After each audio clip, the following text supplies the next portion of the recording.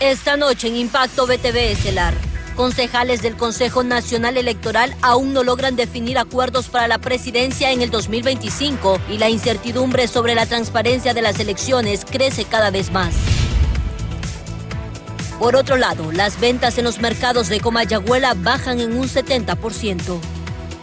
Y Villanueva Cortés, en crisis por desempleo. Más de 40,000 personas quedarán sin trabajo por invasiones en plantaciones de palma africana y otras 2,500 más por cierre de maquila. Esto y más ahora en Impacto BTV Estelar, el poder de la noticia.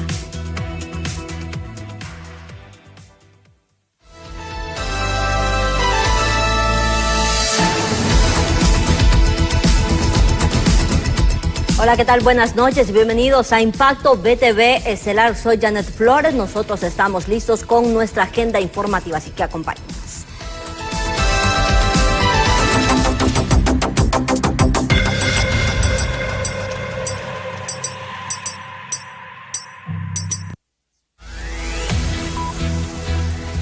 Y así arrancamos porque nuevamente el país vuelve a ser sede de la controversia tras la falta de acuerdos por la titularidad del Consejo Nacional Electoral que estará al frente de las elecciones generales. Un hecho que miembros de la oposición aseguran pone en declive la democracia. Gabriela Plata es la encargada de brindarnos toda la información.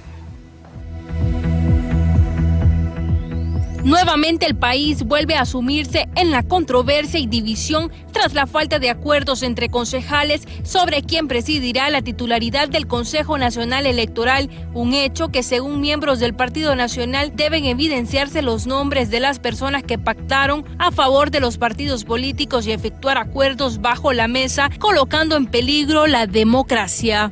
El acuerdo es hacer mayoría en el Consejo Nacional Electoral. Entonces nosotros tenemos que exigirle públicamente a Mel Zelaya, que es tan lúcido porque no padece de amnesia, que nos diga con quiénes negoció en el Partido Liberal y con quiénes negoció en el Partido Nacional, porque esos van a seguir presionando para que los representantes que ellos pusieron en esos órganos electorales voten a favor del pacto que hicieron con Mel Zelaya. Ante los hechos suscitados y el rechazo emitido por diversos sectores políticos, diputados afines al oficialismo exigen a los congresistas de la oposición el respeto de los acuerdos, ya que afirman desde hace meses fue pactado, colocando a Marlon Ochoa como el titular en las próximas elecciones generales.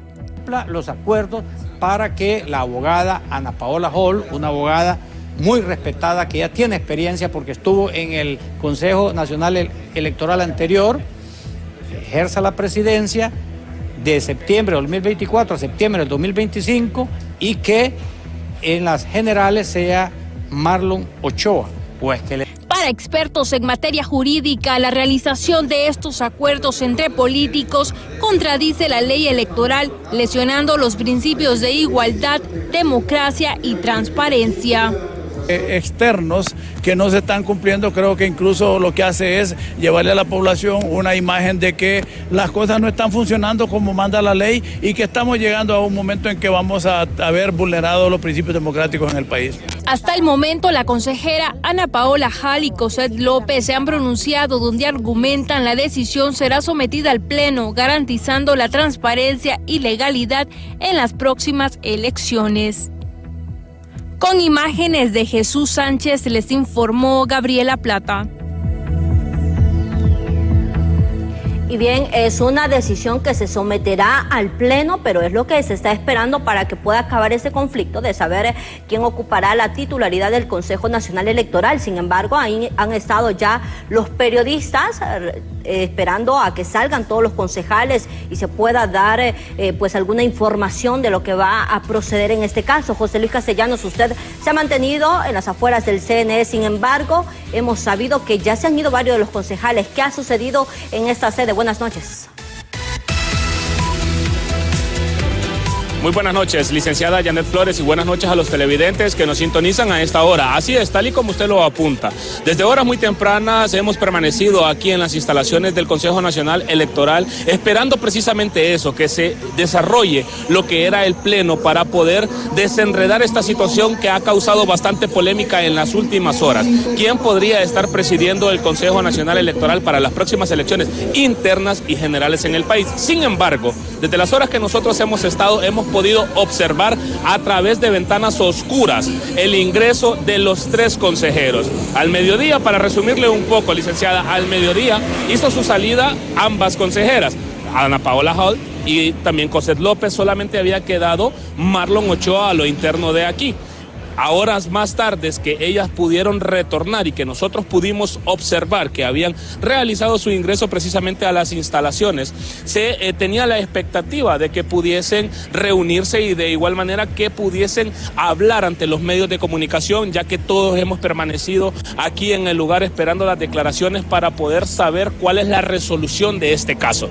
Cabe destacar y cabe señalar que hace unos 5 minutos atrás, pues ya pudimos observar que de manera rápida hizo su salida el señor Marlon Ochoa, y las mismas autoridades o las mismas personas que laboran aquí en esta institución nos pudieron confirmar que se trataba de él, que ya había salido del lugar, que no había existido el pleno para poder darle la solvencia a este asunto, y que era mejor que nos retiráramos porque no se había solucionado esta problemática que se estaba viviendo. Un día más que pasa, no existió este pleno, no se reunieron, no dialogaron.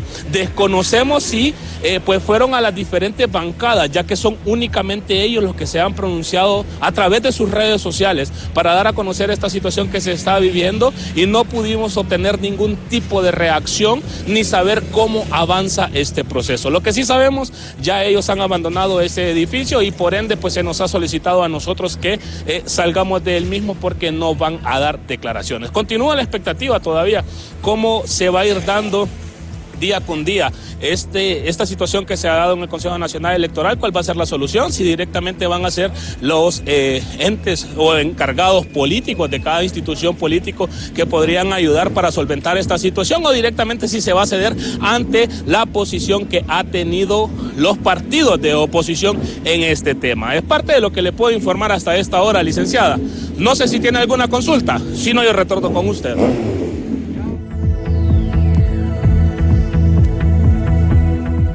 Perfecto, José Luis, gracias por la información. Seguiremos, por supuesto, al tanto de esta convocatoria por parte del Pleno del Consejo Nacional Electoral para que puedan definir quién ocupará la titularidad, que ya está causando también muchas molestias dentro de varios sectores. Y siempre en el mismo tema, los economistas del FOSDE llaman a los políticos a gestionar los recursos públicos con la mayor transparencia que sea posible y así evitar favorecer a un candidato o candidata con estos dineros que aún cuando ya ha sido una norma, es necesario poder cambiar estas acciones en pro del desarrollo de Honduras. Y especialmente siendo que ya estamos en un tema de una carrera política, ¿verdad?, que haya sido detonada en el país, el llamado que nosotros hacemos es a lo siguiente, a que el uso de los recursos públicos sea de manera eficiente, es decir, que el uso de los recursos públicos, corresponda a las necesidades de la población y no que responda a una agenda en términos políticos, ¿verdad?, políticos partidistas de un X o Y candidato, como ha sido ya una tradición en el país. Y eso el FOSDE quiere dejarlo claro. No es que en este momento nosotros estamos haciendo un llamado de atención específicamente para esta autoridad. No, esta ya ha sido una tradición, pero no porque sea una tradición significa que sea bueno. Aquí el llamado es a mantener los portales de transparencia, a mantener el tema de la información, que la información circule, ¿verdad?, que esté disponible para todos, para que sea analizada. ¿Por qué? Porque a medida que nosotros generamos asimetrías de información, entonces se genera incertidumbre.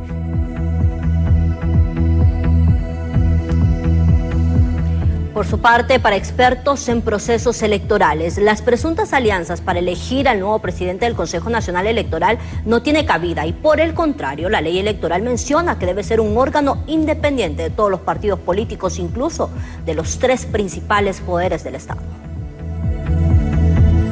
Sectores sociales, las posiciones políticas y presuntos acuerdos para escoger al nuevo presidente o presidenta del Consejo Nacional Electoral no están basados en ley y mucho menos seguir la directriz de otro poder del Estado, por lo que es incoherente hablar de alianzas por parte de Libertad y Refundación. La ley electoral no habla de representantes de partido en el Consejo Nacional. La ley electoral dice que son, ¿verdad?, miembros del tribunal, ¿verdad?, independientes. El Consejo Nacional Electoral es una institución exógena, ¿verdad? No depende ni del Ejecutivo, ni del Legislativo, ni del Judicial. Y la rotación, ¿verdad?, son ellos los que tienen que definir. Entonces, pero esos acuerdos que están señalando que tanto el Partido Nacional como el Partido Liberal dicen que nunca han habido acuerdos, a mí me parece que es correcto. Y congresistas de Libre argumentan que se llegó a acuerdos políticos entre las diferentes bancadas y ahora se pretende cambiar estas directrices. Pero lo que es primordial, la transparencia en las elecciones internas y generales, independientemente de quién sea el nuevo presidente o presidenta del Consejo Nacional Electoral. Se escogieron o se eligieron en el Congreso Nacional a través de un pacto político. Un pacto político que hay que respetar, porque estaban ahí involucrados las fuerzas políticas y como voceros los jefes de las bancadas representadas en el Congreso Nacional. Ahora quieren cambiar los términos de ese acuerdo. Yo creo que hay que cumplir los acuerdos. Es que independientemente quien dirija o quien presida, las decisiones en estas instituciones son colegiadas y todos tienen el deber y el compromiso de garantizar que las elecciones primarias y las elecciones generales sean transparentes. Y dirigentes sociales consideran que se busca por todos los medios desprestigiar al gobierno y decir que ha fracasado mediante escándalos y crisis dirigidas por una oposición irresponsable.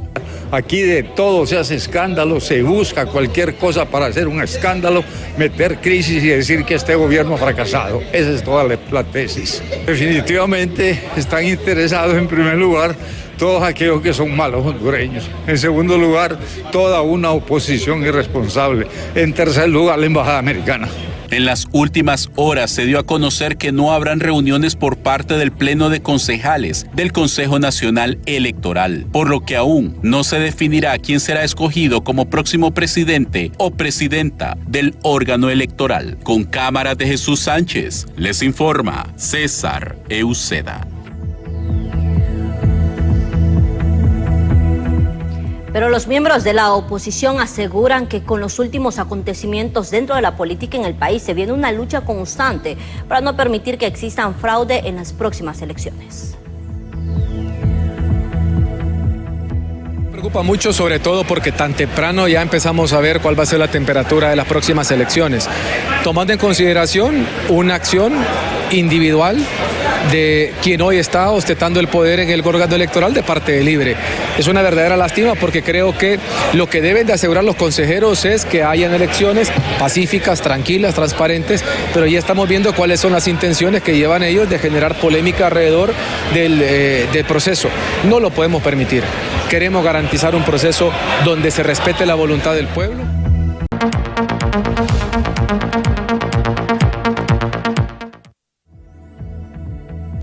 Y continuamos con nuestra agenda informativa. Los empresarios aseguran que el presupuesto general de la República para el 2025 no está de acuerdo a la realidad que enfrenta ya el país, porque tendrá un incremento superior al 5% y la economía solamente crecerá un 4%.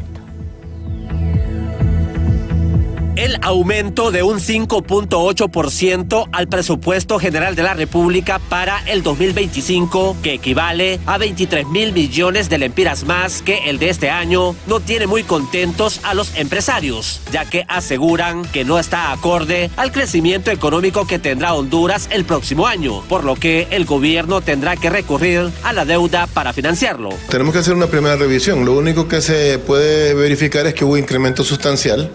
Si recuerdo bien, como solo se ha mencionado, fue alrededor del 6%. La economía no ha crecido ni va a crecer 6%. Entonces, ese crecimiento de la economía no es equivalente al incremento del presupuesto. Esto significa que se tiene que financiar de otros recursos que deberían ser probablemente endeudamiento.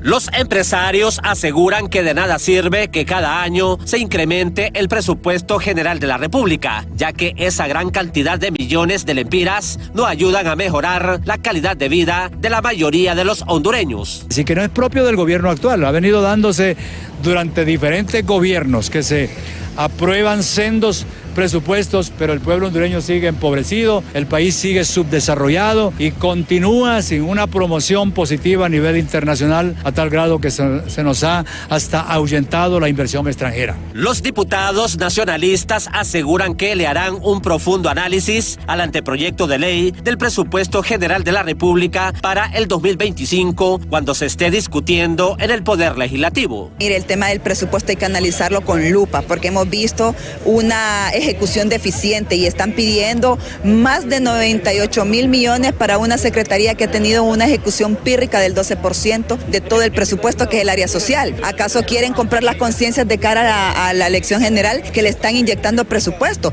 Pero adicional a esto, miremos el riesgo país que hemos aumentado en 93 puntos. Entonces, ¿cómo van a financiar un presupuesto tan elevado? Para poder financiar el presupuesto del próximo año, el gobierno tendrá que recurrir a más endeudamiento, aseguran los empresarios, ya que el incremento es mayor al crecimiento económico que tendrá el país en el 2025. En cámara, Walter Pérez les informó Luis Durón. Y por otra parte, las invasiones en plantaciones de palma africana están provocando el cierre de estas fincas, dejando la pérdida de más de 40,000 empleos. La producción de palma africana corre el riesgo de desaparecer en Villanueva Cortés, producto de las invasiones, flagelo que pone en riesgo el empleo de más de 40,000 trabajadores. Solo una propiedad vale 600 millones, una que está frente a Sig Búfalo, ¿va? Y entonces, y de ahí derivado que 500, que 400, que 300, que 100, que 200 manzanas invadidas.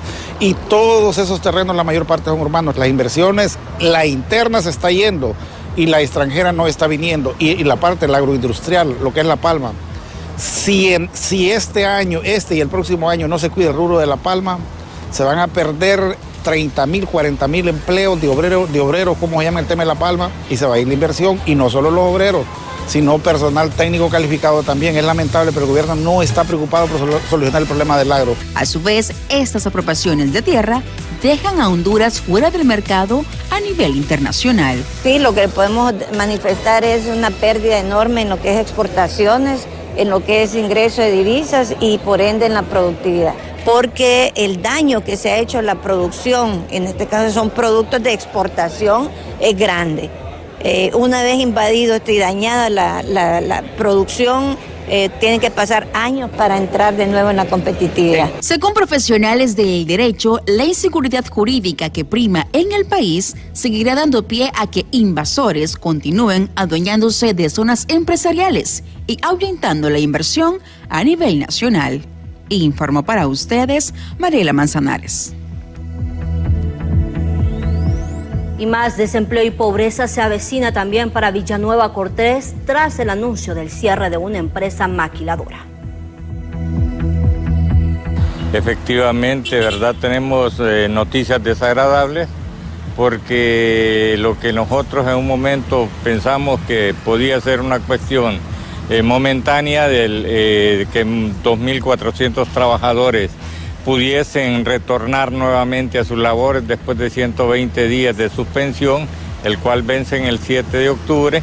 Lo vemos bien difícil. Según las noticias que hemos tenido, pues es bien difícil que las empresas reaperturen operaciones, con lo cual 2.400 trabajadores quedan prácticamente en la calle. Ahora con la esperanza nuestra y con el esfuerzo nuestro de luchar para que estos trabajadores se le puedan garantizar sus derechos laborales, porque no hay de otra para, ¿verdad? Al ver que las empresas no van a seguir operando, pues hay que garantizarles los derechos a los trabajadores que por ley les corresponden.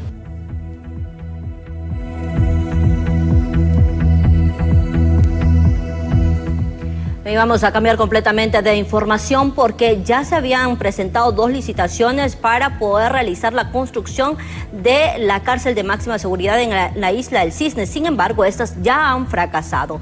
Esta semana nuevamente se ha lanzado la tercera, pero ¿qué pasará todavía tras estas negociaciones? Berenice Amaya, usted se encuentra con un experto en este tema para poder consultarle acerca de qué tan factible es que continúen las negociaciones para construir esta cárcel. Buenas noches.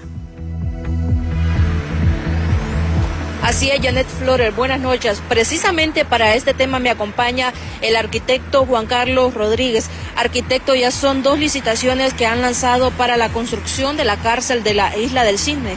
Sin embargo, ya han lanzado una tercera licitación. ¿En realidad esta tercera podría tener un éxito? Mire, muy buenas noches. La verdad es que yo creo que esta es una insistencia necia.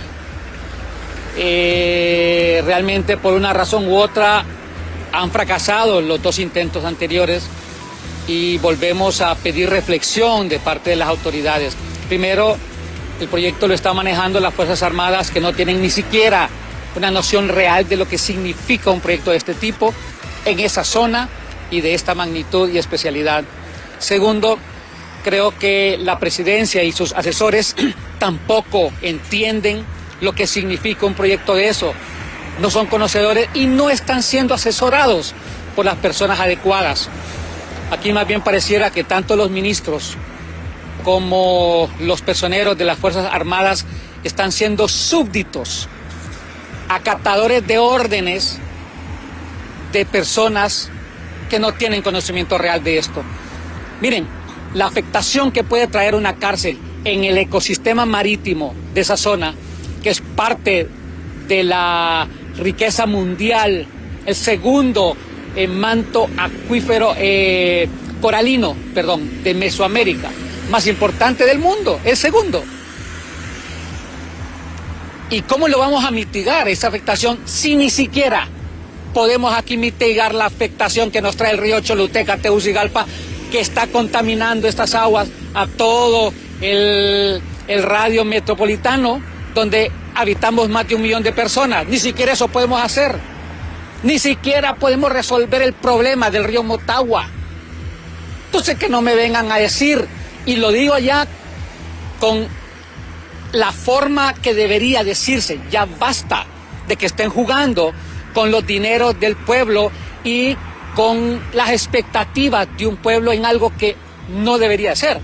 Anunciaron una cárcel también allá por la zona del Patuca, allá en Olancho. ¿Y qué pasó con esa? Esa que es más viable, más barata, con menos afectación si se puede y se hace manejar bien, porque también ahí hay que hacer un estudio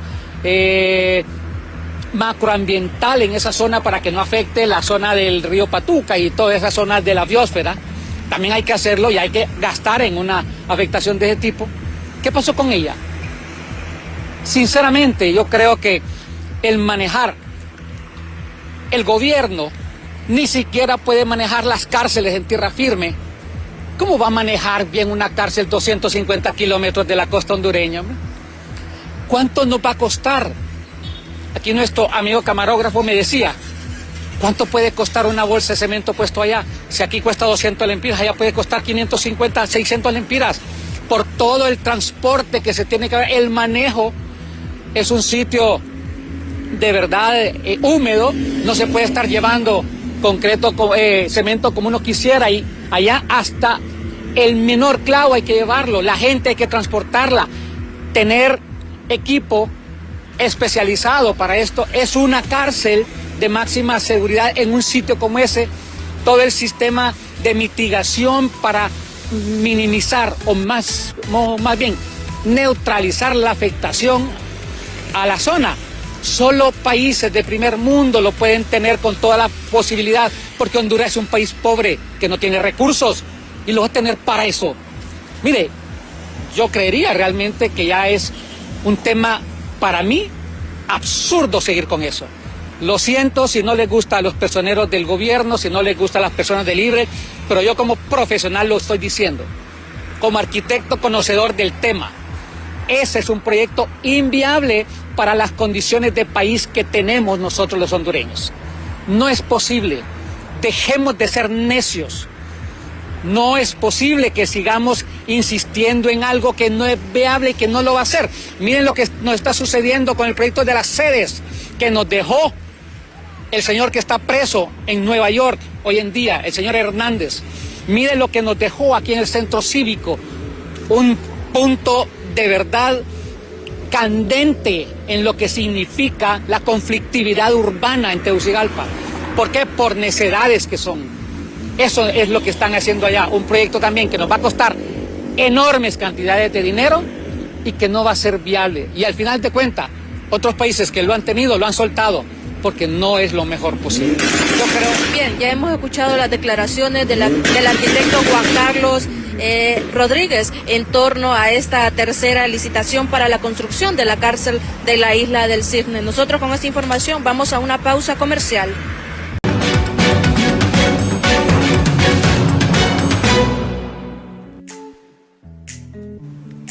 Gracias por continuar con nosotros. Nosotros vamos a darles a ustedes también buenas noticias. Celebremos juntos el Día del Niño en Almacenes El Titán con una gran variedad de juguetes. ¿Qué espera? La diversión empieza aquí. Encuentra muñecas, carros, rompecabezas, scooter y mucho más. Vamos a jugar, aprovecha ya. La mejor diversión está en El Titán. Y seguimos con nuestra agenda. La empleabilidad sigue siendo un reto para Honduras, ya que de acuerdo al COEP anualmente entran unas 100,000 personas al mercado laboral y solamente se están ofreciendo aproximadamente unas 10,000 nuevas plazas. El Consejo Hondureño de la Empresa Privada manifiesta que la oferta de plazas laborales es insuficiente ante la alta demanda de los hondureños que necesitan un empleo debido al cierre de maquilas y los jóvenes que cada año ingresan al mercado laboral. El mercado laboral aproximadamente pone a disposición 10,000 plazas, pero entran al mercado laboral 100,000 hondureños.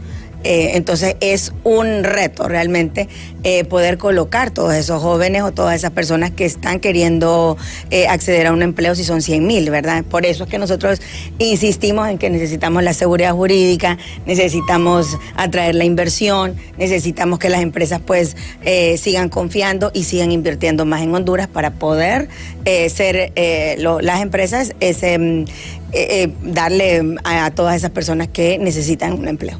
Por su parte, funcionarios públicos señalan que el país ha tenido avances para fomentar la inversión extranjera y nacional, robusteciendo la empresa nacional de energía eléctrica y trabajando en materia de seguridad. Buscar los mecanismos de mejorar la energía en el Valle de Sula, con toda la inversión multimillonaria que está haciendo la presidenta Xiomara de traer la energía de San Buenaventura, Villanueva a San Pedro Sula, eso fomentaría aún más la inversión. De la mano tiene que ir el tema de seguridad con el tema de extorsión.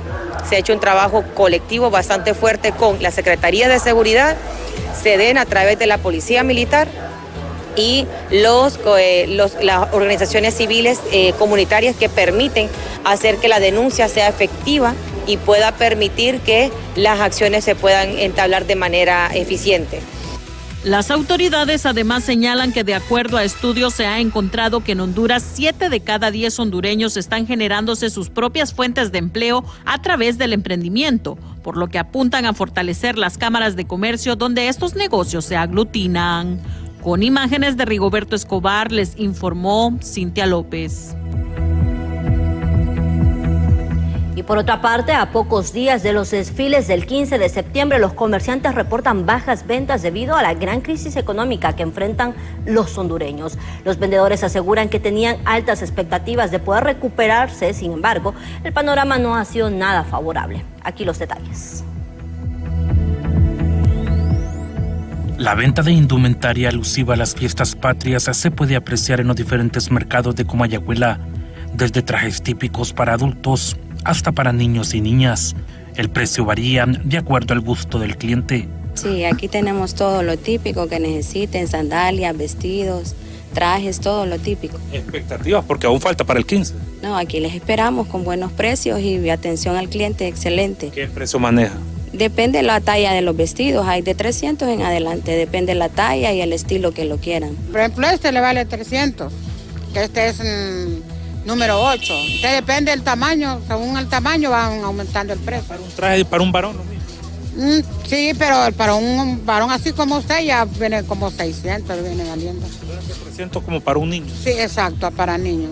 Los vendedores aseguran mantener las expectativas previo al 15 de septiembre de poder vender, aunque las ventas han bajado hasta un 70%, indicaron. Bajas. ¿Cuánto más o menos del 1 al 100? Del 1 al 100, pongámosle un 70. Bastante baja. Bajas, muy bajas. O sea, ¿están trabajando solo con clientes ustedes? Con clientes estamos trabajando, sí. Pero no pierdan las esperanzas. Oh, Dios siempre provee. Muchos estudiantes hacen uso de esta vestimenta para poder desfilar, por lo que algunos padres de familia optan por buscar estos lugares en donde poder adquirirlos. Un vestidito. ¿Para desfilar su nieta? Sí. ¿Va a desfilar? Sí, va a desfilar, la paterique va. ¿Y cómo mira sentir ese fervor patrio de los hondureños? Bien. ¿A dónde van a desfilar su...? De paterique. Desde Paterique. ¿Y desde allá vino hasta acá o es que anda visitando a alguien? No, desde allá venimos a comprar acá. Cuéntenos, ¿y eso que vino para acá? Aquí venimos a comprar. ¿Más cómodo? Sí, más cómodo. Importante seguir incentivando en las generaciones ese amor por la patria. Es importante. ¿Y los precios cómo los ha visto? Están poco accesibles para... Sin duda alguna, el sector comercial aprovecha estas fechas para poder vender. Las expectativas se mantienen y esperan que el panorama cambie. Con imágenes de Elvis Zambrano, les informó Walter Pérez. Retomamos la agenda política en el tema de la rotación en el Consejo Nacional Electoral. Sigue dando mucho de qué hablar, ya que aún no se ha definido nada y esto para aspirantes a la presidencia de la República causa incertidumbre sobre las intenciones que se pueda tener por parte del actual gobierno.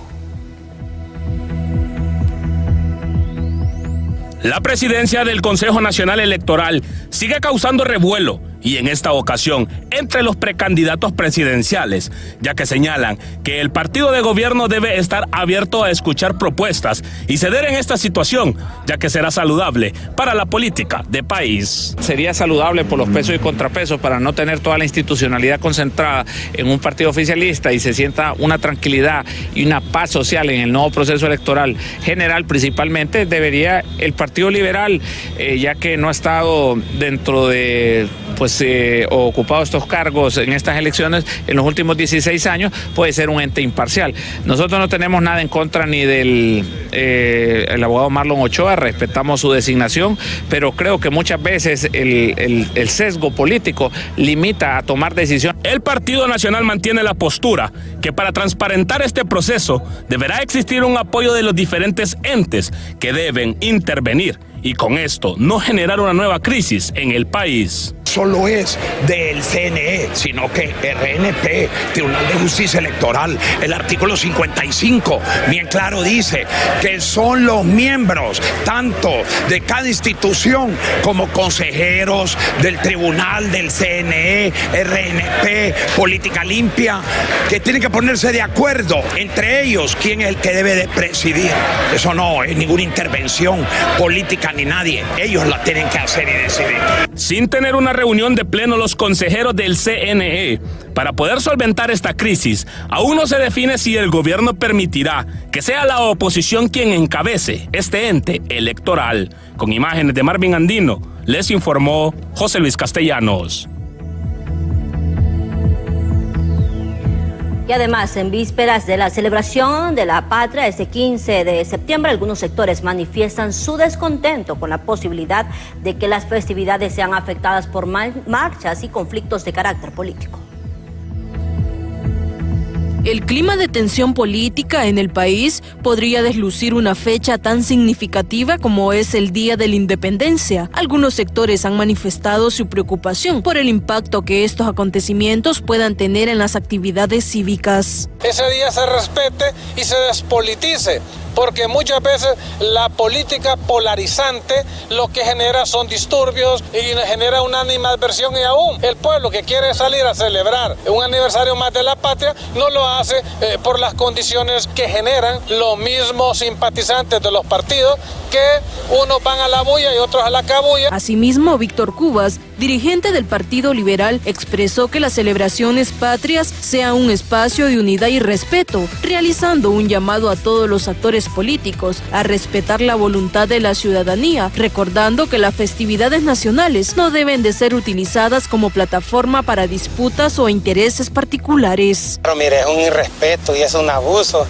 al pueblo hondureño y principalmente a la niñez, porque el 15 de septiembre es un día para los estudiantes de Honduras, no es un día para militantes de partidos políticos. Primera vez en la historia, yo tengo 40 años de vivir aquí en Tegucigalpa y primera vez en la historia que miro que un partido político le quita el derecho a los niños. Por su parte, Edwin Hernández, viceministro de Educación, aseguró que el gobierno está tomando las medidas necesarias para garantizar que las celebraciones transcurran en paz y que las actividades programadas para conmemorar la independencia no se vean interrumpidas por posibles conflictos. No, de ninguna manera, o sea, no creo que haya gente irresponsable que anden en estas situaciones políticas que quiera montar un show en contra de los desfiles patrios en primer lugar y en contra de los hipotes y las hipotas que se van a movilizar. O sea, es un día patriótico, ¿verdad? Es un día en el cual le hacemos reverencia a la patria. Y nosotros no creemos que haya algún grupo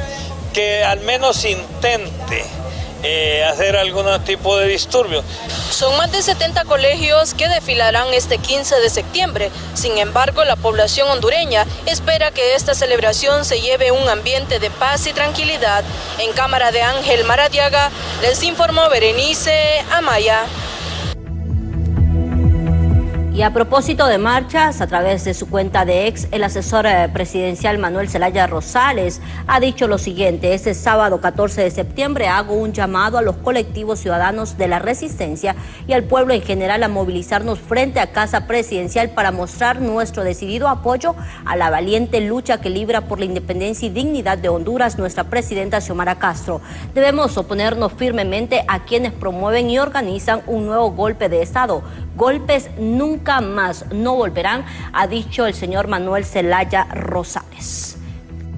Continuamos con las informaciones. Luego de su declaración de culpabilidad en la Corte del Distrito Sur de Nueva York, en Estados Unidos, la Fiscalía solicitó 20 años de prisión para el exalcalde de Yoro, Arnaldo Urbina, acusado por delitos de narcotráfico. De acuerdo a lo argumentado por la Fiscalía norteamericana, la capacidad de Urbina Soto para facilitar el tráfico internacional de cocaína a gran escala fue posible, en parte, debido a sus estrechos vínculos con el expresidente hondureño Juan Orlando Hernández, este último que ha sido condenado en marzo con 45 años de cárcel. Los documentos oficiales establecen que Urbina Soto ayudó a garantizar el ascenso de Juan Orlando al poder y se comunicó directamente con él sobre la reducción del escrutinio de los cachiros y sus actividades de narcotráfico.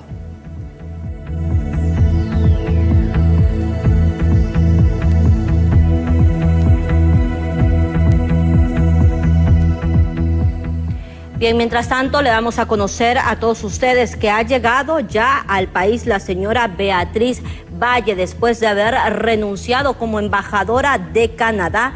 Y esto precisamente después de que ella manifestara su descontento tras la denuncia al tratado de extradición realizado por la presidenta Xiomara Castro. La misma fue recibida por sus familiares, además de algunos diputados liberales que también llegaron al aeropuerto de Palmerola. Ella, recordemos, había ya manifestado anteriormente: deseo hacer del conocimiento del pueblo hondureño que he presentado mi renuncia ante el canciller Eduardo Enrique Reina, y esto lo hizo a través de su cuenta de X, que no tardó, por supuesto, en obtener una respuesta por parte de Reina, quien aceptó la misma, y así se firmó la renuncia a su cargo que ella lo ostentaba desde el pasado abril del 2023.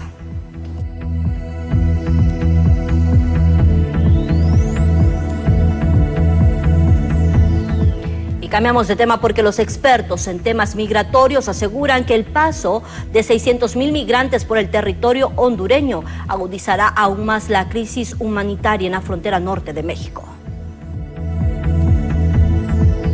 La política de Honduras de ser un país abierto a las migraciones provoca que por el territorio nacional pase una gran cantidad de migrantes de diferentes nacionalidades, problema que generará que la crisis que ya existe en la frontera norte de México se agrave aún más, aseguran los conocedores del tema de la migración. Lo que vemos es el hecho de que para lo que va de este año, la expectativa es que se vayan a rebasar los más de 600,000 personas que están transitando de forma irregular por el territorio hondureño. Es preocupante en términos de que esa migración es una migración que, si bien es cierto, Honduras facilita, digamos, las condiciones para que las personas puedan transitar por el territorio. El hecho es que México va a tener que sostener toda esa contención de migrantes y eso va a exacerbar la crisis que ya tenemos en la frontera norte de México, ¿no? El experto en temas migratorios, Ricardo Puerta, asegura que la crisis migratoria se podría agravar aún más si gana las elecciones Donald Trump, ya que su posición contra los migrantes es radical. Bueno, ninguno de los dos tiene un plan, una política migratoria que tú dijeras, mira, el plan que tiene Kamala es mejor que el que tiene Trump, pero la actitud que tiene Trump con los inmigrantes que dice que son delincuentes, de que la gente que van a Estados Unidos son gente que son fracasados en sus propios países donde nacieron, que son adictos a droga, que son vagos, todo eso es mentira. Y la prueba está que él es hijo de un inmigrante. Entonces, lo que se está echando es tierra encima cuando está diciendo eso. La migración masiva de personas provoca que las violaciones a los derechos de los migrantes sean mayores, especialmente para los niños y niñas, aseguran las autoridades de World Vision. No, definitivamente, porque como le digo, no es un abuso no solamente físico, psicológico, sino también es el tema que pueden ser abusados sexual y hasta matarlos. Es un tema de mejora de condiciones económicas, el tema de la violencia, del tema de la reunificación familiar, pero sobre todo lo que más sigue perdurando para que los niños y niñas sigan migrando es que se sienten obligados a apoyar económicamente a sus padres y a madres, sobre todo a sus madres cuando son jefas ellas de hogar, cuando sus madres son las que están lidiando porque sus papás no están. Según los expertos en temas migratorios, se estima que al finalizar este 2024 habrían pasado por Honduras hacia los Estados Unidos 600,000 personas, quienes lucharán por pasar las barreras en México. En cámara, Walter Pérez les informó Luis Durón.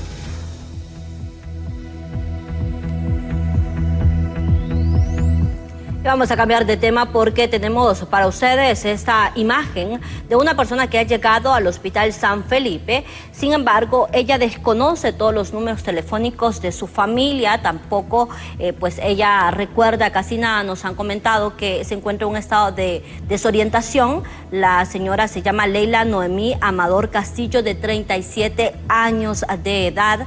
Las autoridades del Hospital San Felipe están pidiendo que todas las personas que tengan conocimiento de quiénes son sus familiares, por favor, se puedan abocar a las instituciones o a las instalaciones de este centro asistencial para que puedan darles mayor información. La señora todavía sigue, repito, en el Hospital San Felipe, busca a su familia ya que ella no tiene ningún contacto, está en un momento de desorientación y por lo cual es necesario brindar esta ayuda. Leila Noemí Amador Castillo, de 37 años, quien busca a su familia y está en el Hospital San Felipe.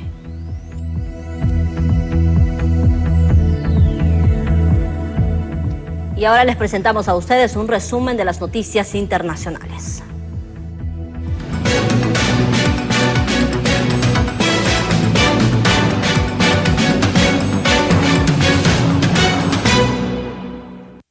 Perú ha despedido con honores de Estado a Alberto Fujimori, el exmandatario que ha dejado una huella profunda en la política del país durante las últimas 3 décadas, a pesar de haber sido condenado por violaciones a los derechos humanos. Fujimori fue indultado en diciembre tras varios años en prisión. Su legado ha sido controvertido, marcado por logros económicos y la lucha contra el terrorismo, pero también por graves acusaciones de abuso del poder y corrupción. La economía palestina está en una situación crítica, advirtió la Agencia de Comercio y Desarrollo de la ONU, señalando que la economía de Gaza se ha reducido a menos de 1/6 parte de su tamaño anterior a los conflictos bélicos. Esta profunda contracción refleja el impacto devastador de años de bloqueo, conflictos recurrentes y restricciones impuestas que han asumido a la población en una crisis económica y humanitaria de gran escala. El apoyo de Taylor Swift a Kamala Harris tras el primer debate presidencial con Donald Trump podría tener un impacto significativo en la campaña demócrata, especialmente entre los jóvenes y votantes indecididos. Swift, con su enorme influencia en redes sociales y su conexión con una audiencia joven, ha demostrado en el pasado que puede movilizar a su base en temas políticos, como lo hizo en 2018 con su llamado registro de votantes, lo que resultó en un aumento notable de nuevos registros. Este respaldo no solo energiza la campaña de Harris, sino que también podría atraer a electores clave en un panorama político polarizado, generando más atención mediática sobre temas como los derechos de las mujeres, el medio ambiente y la justicia social, que Harris ha defendido a lo largo de su carrera. Luego de un incidente en una secundaria de Durango donde profesores quemaron celulares de estudiantes como medida para cumplir la prohibición de estos dispositivos en el reglamento escolar, padres de familia han exigido al gobernador Esteban Villegas que aclare los protocolos para el manejo y control de dispositivos electrónicos en las escuelas. Para BTV Impacto Estelar les informó María Espinosa. No hay tiempo para más. Gracias por habernos acompañado. Será hasta el día de mañana. Que tengan ustedes una feliz noche.